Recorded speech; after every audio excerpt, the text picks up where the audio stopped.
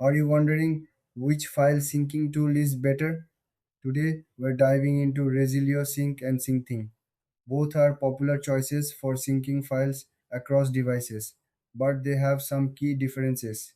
Let's start with what these tools do. They both allow you to share and sync files easily.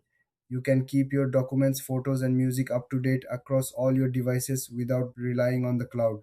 First, let's look at Resilio Sync. This tool is based on BitTorrent technology. It's known for its speed and efficiency.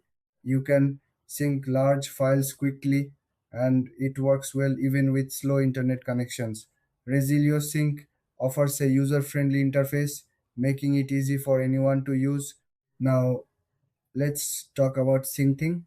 This is an open source tool that focuses on privacy and security. It doesn't store your files on any server. Instead, it syncs them directly between your devices. This means you have full control over your data. Syncing is also customizable, which is great for tech savvy users. When it comes to key differences, Resilio Sync is more suited for users who want quick and easy setup. Syncing, on the other hand, is ideal for those who prioritize privacy and want more control over their syncing process. In terms of features, Resilio Sync offers selective sync and file versioning. Syncthing provides real-time syncing and folder sharing options. Both have mobile apps, but Resilio Sync has a more polished design. As for pricing, Resilio Sync has a free version but also offers paid plans for advanced features. Syncing is completely free thanks to its open source nature.